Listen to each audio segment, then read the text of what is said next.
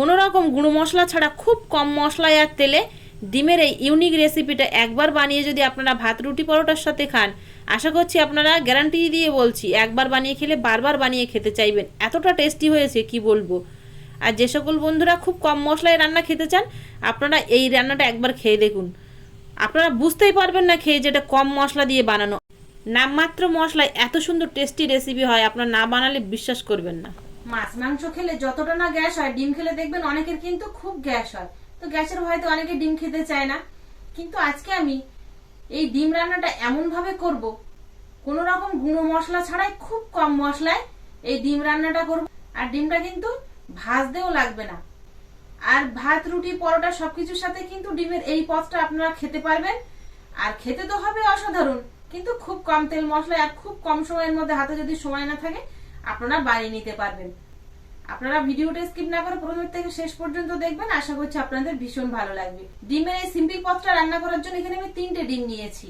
ডিমটা তো পরে লাগবে আমার কাজে, তবে প্রথমে আগে আমি এই রান্নার জন্য কিছু মশলা এক জায়গায় করে নেব। প্রথমে গরম কড়াই দিয়ে দেবো গোলমরিচ, দারচিনি, এলাচ, লবঙ্গ, শুকনো খোলা, এগুলো আগে একটু হালকা করে ভেজে নেব। মশলাগুলো একটু ভাজা ভাজা হলে, সুন্দর একটা গন্ধ ছাড়লে এবার নামিয়ে নিতে হবে। এখানে নিয়েছি বেশ কিছুটা পরিমাণ ধনেপাতা, তো এরকম ধনেপাতাটা কিন্তু একটু বেশিই লাগবে। এর মধ্যে নিয়ে নেব একটা বড় সাইজের পেঁয়াজ কুচি,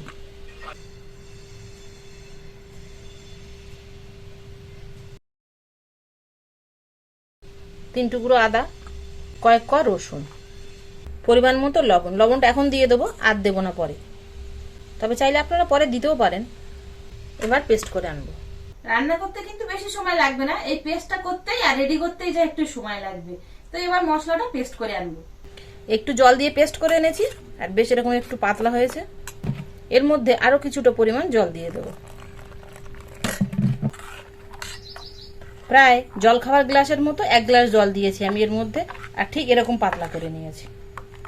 আপনারা ঘনত্বটা দেখে বুঝতেই পাচ্ছেন।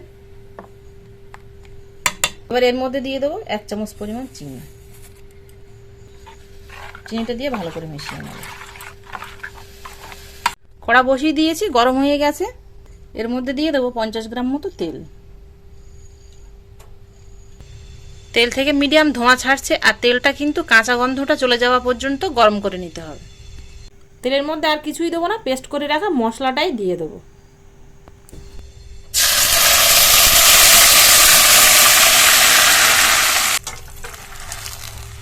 এবার কষিয়ে নেব মশলাটা। 1 গ্লাস মতো জল দিয়ে গুলে নিয়েছি, তো এবার এটা হাফ গ্লাস হয়ে যাবে। তারপর এর মধ্যে কিন্তু আমি মেন উপকরণটা দেব। এর মধ্যে সব রকম কাঁচা মশলা দিয়েছি, সেই জন্য কিন্তু বেশ কিছুক্ষণ মশলাটাকে কষিয়ে নিতে হবে। এর মধ্যে কোনো রকম গুঁড়ো মশলা অ্যাড করব না, তাহলে এই যে ধনেপাতার কালারটাও চলে যাবে, ধনেপাতার ফ্লেভারটাও কিন্তু থাকবে না। এই সামান্য কিছু মশলা দিয়ে এই রান্নাটা হবে, আর তাতেই কিন্তু অসাধারণ খেতে হবে।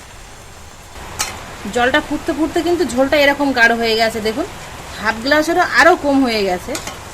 এবার এর মধ্যে আমি সেই মেন উপকরণটা দেব। একটা পাত্রের মধ্যে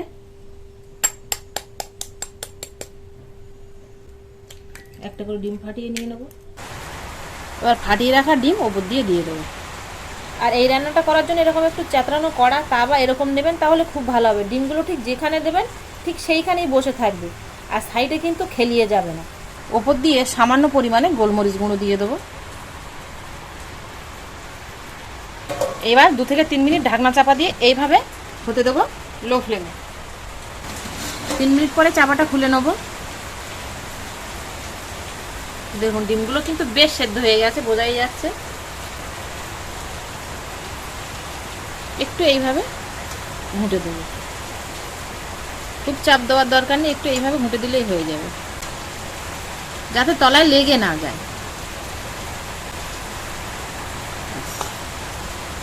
এবার ঢাকনা চাপা দিয়ে পুরোপুরি তেল ছাড়া পর্যন্ত অপেক্ষা করব। আর বাইরে দেখুন ঠিক এরকম মুষলধারায় বৃষ্টি হচ্ছে, কি প্রচণ্ড বৃষ্টি হচ্ছে আজকে, তা কি বলবো। আকাশ একদম থমথমে হয়ে গেছে। গ্রেভিটা কিন্তু এখনো গাঢ় আছে, এই দেখুন। তো আর একটু গ্রেভিটা শুকিয়ে নেব, বেশ একটু শুকনো শুকনো হবে, আর পুরোপুরি তেলটা ছেড়ে দিয়ে একটা সুন্দর কালার আসবে, তবে খেতে ভালো লাগবে। আর একটাও ডিম কিন্তু ভাঙবে না, যেরকমই দেবো ঠিক সেরকমই, দেখুন একদম এরকম গোটা গোটা।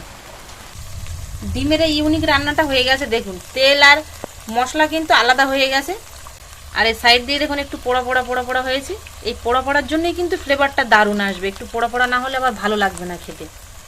রান্নাটা হয়ে গেছে, এবার নামিয়ে নেব। দেখুন শুধু কালারটা কতটা সুন্দর, এর কালারটা কিন্তু চেঞ্জ হবে না, এরকমই সবুজ থাকবে। আর গরম গরম ভাত নিয়ে আমি তো বসে পড়েছি, যা গন্ধ ছাড়ছে এতেই এক থালা ভাত খাবো হয়ে যাবে। সত্যি বন্ধুরা, আমি তো গরম ভাতের সঙ্গে খেয়ে দেখলাম অসাধারণ খেতে হয়েছে। আর ডিমগুলো দেখুন ঠিক সেরকমই, যেরকম আমরা সেদ্ধ ডিম বানাই ঠিক সেরকমই সেদ্ধ ডিমের মতো হয়েছে, কোনো রকম মশলা ছাড়া। আর রান্নার মধ্যে কোনো রকম গুঁড়ো মশলা ব্যবহার করিনি, তার জন্য কিন্তু একটা অসাধারণ টেস্ট এসেছে। একবার বানিয়ে খেলে আপনারা বারবার খেতে চাইবেন।